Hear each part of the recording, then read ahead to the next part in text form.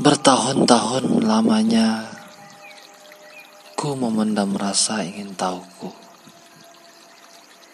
yang akhirnya ku diberi takdir untuk mengenalnya. Setelah melalui penantian panjangku yang hampir saja sampai putus asaku, wanita berhijab itu sangatlah baik budi pekertinya.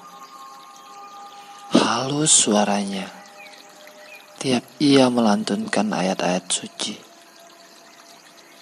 sehingga dirinya menjadi kebanggaan para santri dan santriwati di pondokku saat itu. Belum lagi dirinya yang anggun dan ayu dengan jilbab panjangnya setiap hari, hingga dirinya menjadi dikagumi baik di kampung maupun di pondokku. Ia biasa dipanggil Uhti. Tiap kali ku bertemunya, aku selalu membungkukkan badan ini sebagai tanda hormat kepadanya.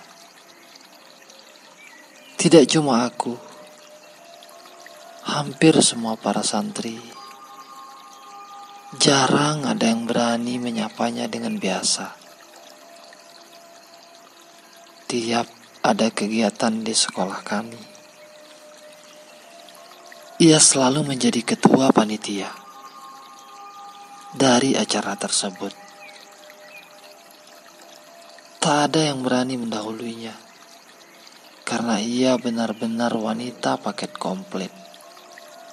Cantik, pintar, salehah, dan masih banyak lagi kelebihan yang tak bisa kusebut satu persatu.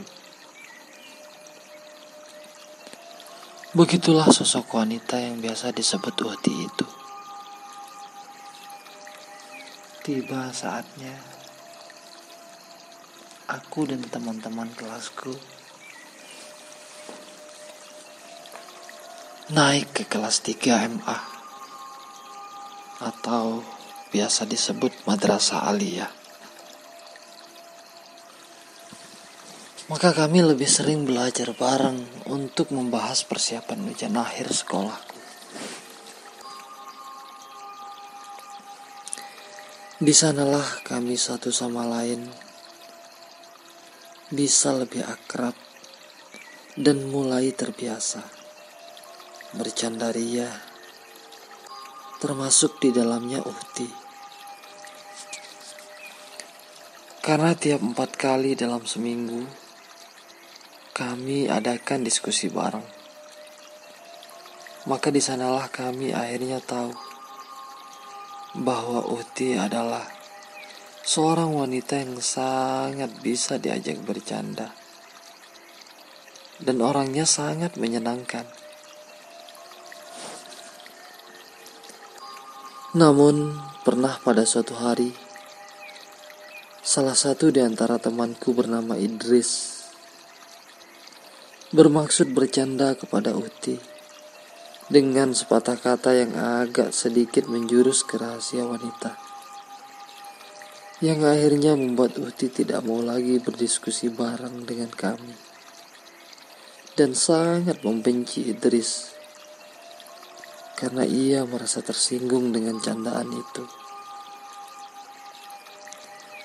Padahal saat itu Idris hanya mengatakan, "Teman-teman, tahu gak ciri-ciri wanita yang bisa memuaskan suaminya?"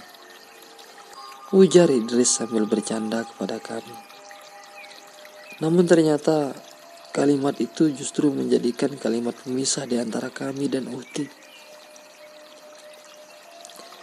Semenjak itu, 2 bulan lamanya Uhti tak lagi ikut dalam belajar bareng kami.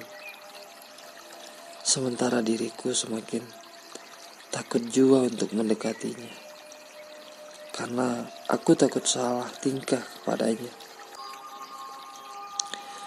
Maka diriku yang telah lama memendam rasa ini pun harus terkubur dalam. Karena sampai sejauh ini aku belum menemukan satu cara untuk mendekatinya. Singkat cerita, 2 bulan kemudian aku diam-diam terus mencari tahu dari teman dekatnya Uhti tentang kelemahan dirinya agar ia bisa kumiliki walau hanya sebatas ta'arufan saja, tak lebih dari itu. Maka melalui teman dekatnya Reni, aku akhirnya tahu bahwa Uhti hanya suka kepada santri yang berpakaian muslim dan rajin mengaji. Maka mau tidak mau aku harus mengikuti kesukaannya. Aku akhirnya berpura-pura rajin mengaji di samping pondoknya. Selama 2 minggu lamanya,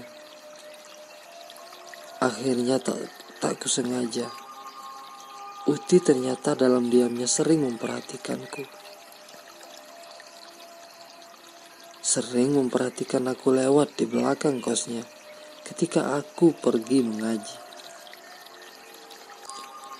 Maka lama-kelamaan walaupun aku terasa berat berpura-pura menjadi laki-laki yang rajin mengaji, akhirnya Uhti mulai menanyakan diriku kepada Reni teman baiknya.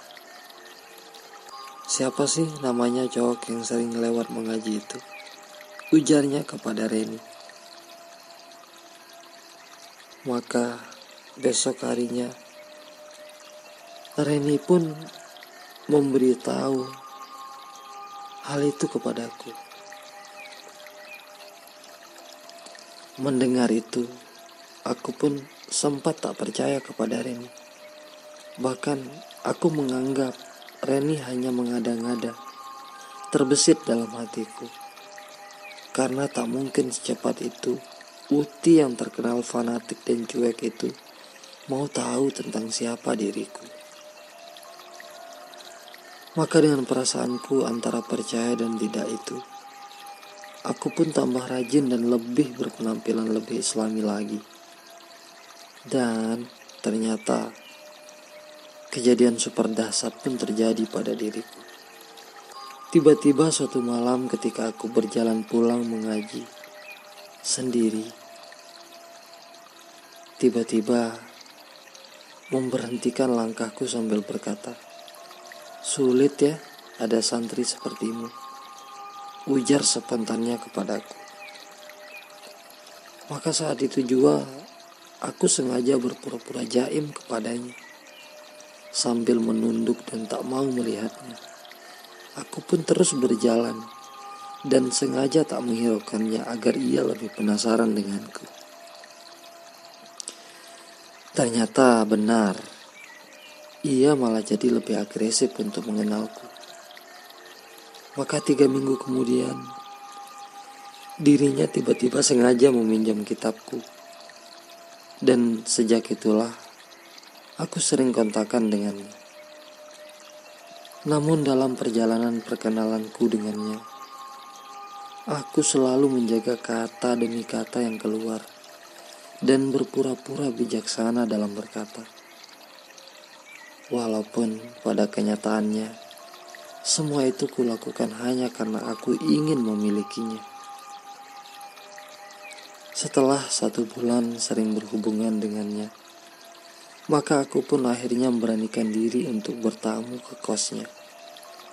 Dan saat itu pertama kalinya santri berani masuk dalam kosnya. Pertemuan saat itu singkat sekali. Ia hanya menyuguhkanku secangkir kopi sambil kami ngobrol berjauhan. Tiba saatnya aku pulang, ia mengantarkanku. Namun tiba-tiba saat itu sarungnya tersangkut paku. Ketika ia bangun dari duduknya, maka dengan tak disengaja terlihatlah bagian dari tubuhnya yang tak semestinya. Aku awalnya mengira ia sengaja. Maka aku pun jadi tidak tahu dan tidak mau pulang. Seketika itu aku mendekatinya. Dan di sanalah akhirnya terjadi sedikit desahan darinya. Terima kasih telah tonton video ini. Kisah-kisah yang ada di video ini murni kisah nyata kehidupan. Karena itulah pesan kami, ambil positifnya, buang jauh-jauh negatifnya.